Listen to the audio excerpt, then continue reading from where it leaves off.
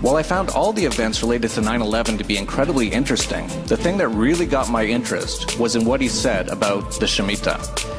Now, as background, the Shemitah is the Sabbath year, and it's the 7th year of the 7-year agricultural cycle mandated by the Torah for the land of Israel, and it's still observed in contemporary Judaism.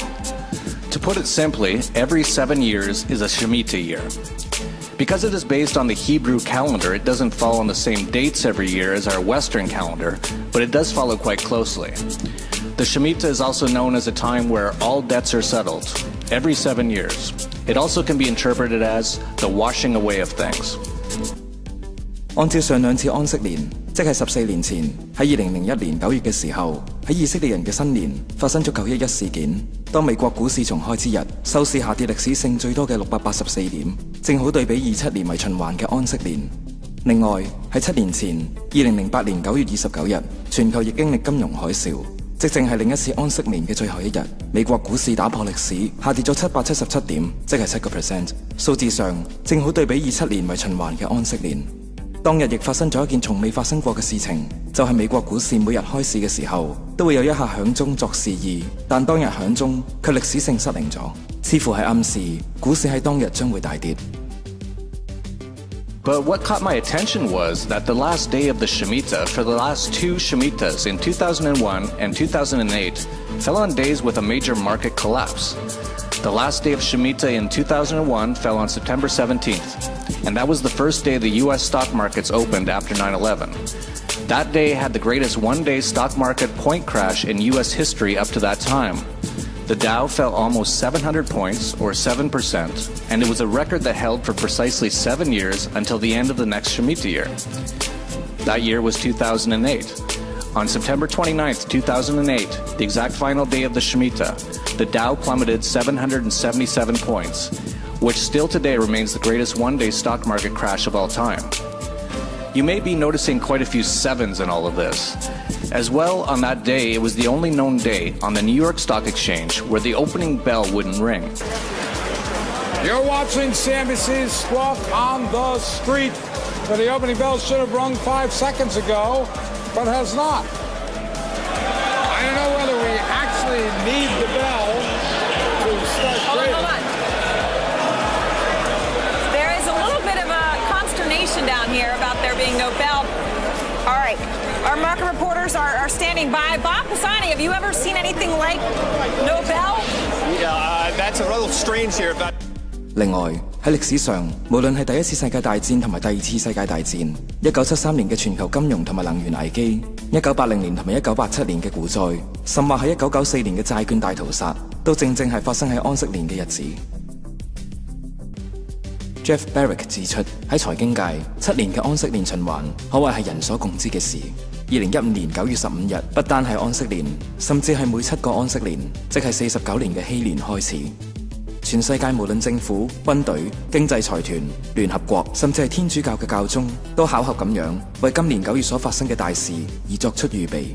所有世界性嘅重要政治、軍事、宗教都指向9月，包括9月15日係以色列新年嘅吹角節，即係2015年9月13日至14日之後嘅一日。如果今年嘅吹角節新月喺第2日先出現，咁樣9月15日就正係吹角節。Of course, you can say that if you look for patterns, you can always find them in one way or another, and to an extent that's true. But this Shemitah 7-year cycle is so eerily correct that it is well known on Wall Street as the 7-year cycle. For this reason, I've been keeping an eye on the end of the next Shemitah year on September 13th, 2015. And because of this, I began doing some research on what events may be happening in or around that time. And the amount of bizarre things scheduled for this coming September is what convinced me something is being planned for this fall. Yes. Everything you've covered so far is the past. Let's talk about the present and near future. Well, I decided to begin looking up the days on or around September 13th of this year to see if I could find any interesting events, and it didn't take long before I found numerous events, all happening on or around that date of major significance. The first thing I found was that the United Nations opens its 70th session of the UN General Assembly on September 15th in New York City. World leaders from around the world will be attending. They call it their Jubilee session. Now, I didn't mention this yet, but every 7th Shemitah, or in other words, every 7th 7-year period, or after every 49 years, is called the Jubilee year, every 50 years. In the Jubilee, according to Jewish religion, it is the year when God supposedly gives back land taken away from their ancestors to them. Of note, in the last Jubilee, in 1967, Israel won the 7-Day War when Israel defeated Jordan and captured the West Bank, defeated Egypt and captured the Gaza Strip and the Sinai Peninsula, and defeated Syria and captured the Golan Heights. Looking even further back to the prior Jubilee year in 1918, the British Empire took back Jerusalem from the Turkish Ottoman Empire. And so in both prior Jubilee years, there was a major development in Israel. The next Jubilee year starts on September 14th of this year. As well, in September, the UN plans to launch a new plan for managing the entire globe called the Sustainable Development Summit from September 25th to 27th. Some of the biggest names on the planet, including Pope Francis, will be speaking at this summit.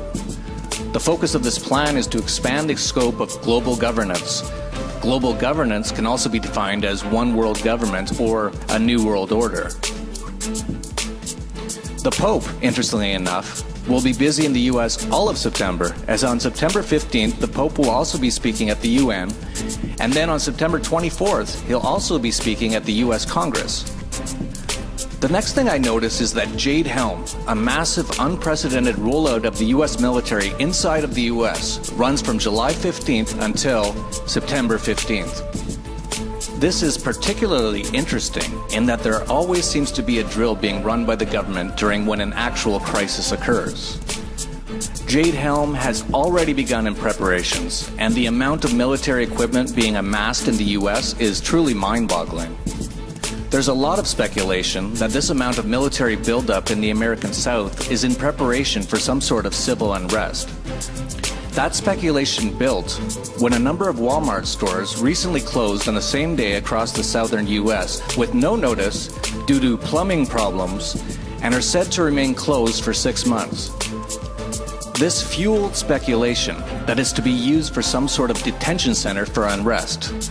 They said they wouldn't reopen for 6 months, which just happens to be after September. But it gets stranger and stranger. Recently, the New York-based Federal Reserve announced it's moving its operations outside of New York to Chicago because of concerns about a natural disaster. One might ask, what natural disaster are they expecting in New York that they aren't expecting in Chicago? Then, after the Fed's recent Federal Open Market Committee meeting, it took the highly unusual act of removing all calendar references from its post-meeting statement. Normally, in the post-meeting statement, they include calendar events for upcoming important dates like the next meeting. This time they didn't, and they just alluded that a date range for their long-awaited 0.25% rate hike, which alone can almost teeter the entire financial and monetary system loaded with debt, would likely be in the fall. But while they didn't put any dates of future meetings in their post-meeting notes, they do have dates on their website of upcoming meetings. According to their site, the next meeting will be held just after the Shemitah on September 16th and 17th. Meanwhile, the US federal government is buying another 62 million rounds of ammunition commonly used in AR-15s for training purposes, and NORAD announced that it is moving back into the Cheyenne Mountains because it is EMP hardened, leaving one to ask why NORAD is moving into the mountains to protect against a major attack at this time. 另外，世界銀行 IMF 嘅行長 Christine Lagarde 於2014年1月15日喺美國華盛頓嘅新聞發佈會上發言時，竟然奇怪地要人留意7呢個數字 numerology。究竟 IMF 行長點解會喺新聞會上發表咁怪異嘅演說呢？定係佢哋早喺1至2年前已經以密碼方式通知深明神秘密碼嘅 Freemason 會員有關將會喺2015年9月15日到達嘅禧年呢？ It certainly appears as though a lot is happening, all surrounding this September. Absolutely, and the list of strangeness goes on and on. There was the strange 7-minute speech by Christine Lagarde of the IMF talking about numerology and the number 7 that she made in January of last year. She started the speech by saying, "As you can tell, I do what I am told." And she went on to say, "I want to test your numerology skills on the magic number 7. Most of you know that is quite a number." Thank you so much. Merci beaucoup. As you can tell, I do as I'm told. Numerology skills by asking you to think about the magic 7. Okay? Most of you will know that 7 is quite a number in all sorts of themes, religions. That's a strange speech about numerology and the number 7 coming from the managing director of the IMF. 此外，2014年5月12日，法國外長亦公開發表有關距離天氣混亂只有整整500日嘅內容，而500日後就係2015年9月24日，當日正正係以色列嘅贖罪日，亦已經踏入咗禧年。There was also French Foreign Minister Laurent Fabius, who made a bizarre speech in 2014, stating that we are on the edge of a climactic abyss. We are, all of you know it, on the edge of a climatic abyss. In fact, we have 500 days to avoid a climate chaos. Out of curiosity, I added up the days from that speech, and 500 days from it lands on September 23rd, 2015. Yet no one questioned him why 500 days exactly. 而著名經濟分析師 Martin Armstrong 喺20年前已經預測，喺2015年10月1日，全球經濟將會出現一次重啟 restart。喺今年嘅7月，中國股市正按住 Webbot 嘅預測出現大跌市，並且持續到9月先至會出現真正嘅股災。同樣，希臘嘅財務危機亦印證今年9月將會出現嘅經濟大崩潰。You can find many more examples like this. Everything seems to be gravitating towards this September. Something's going on. What that is anyone's guess. You want to take a guess? There's too many variables to make a solid guess, but this is far too many coincidences that all seem to point to something massive happening around September of this year. Also, there's Martin Armstrong, who was jailed for having a computer model that amazingly predicts the fall of currencies, markets, and even nations, predicted 20 years ago that there will be a massive system reset, collapse, or crisis on October 1st, 2015. If you listen to the actions of the Fed, they seem to be worried about some sort of natural disaster to happen in the New York area. If you listen to NATO, they appear to be preparing for an EMP attack. If you pay attention to the US military, they are apparently preparing for a massive amount of unrest inside the US. And if you pay attention to the UN, September seems to be a very busy month with leaders from around the world, including the Pope, attending numerous major events.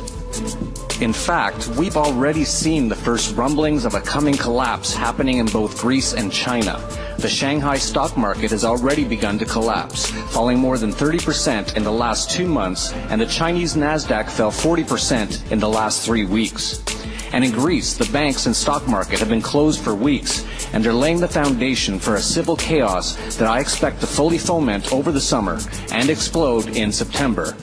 This will set off a chain reaction that will shake the entire US dollar-based financial system. This is enough evidence for me not to be anywhere near the US from now until at least October, and specifically in the month of September. This is just too much happening all at once for my comfort. 最後 ，Jeff Berwick 亦呼籲美國人要及早將所有資產遠離美元同美國銀行，因為美國將會係呢次大崩潰嘅主角，會出現大混亂。所有人亦要買貴金屬、水同食物，甚至槍械，預備不時之需。I've also been advising for years to have no significant assets in US dollars and certainly not in the US bank, and I reiterate that more so now based on what I see happening in the coming months. If I'm totally wrong and nothing major happens during that period, then great. It's really not of any harm to prepare for some catastrophic event in the financial and political systems during that time, because my advice for preparing for the end of the monetary system as we know it is the same for this September period as it has been for the last few years and still continues to be. I'm just getting more adamant on it now.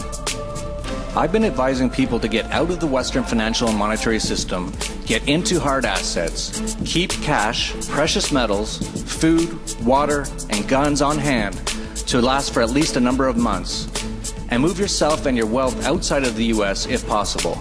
I think there will be trouble all over the Western world, but the US seems to be ground zero for this coming crisis.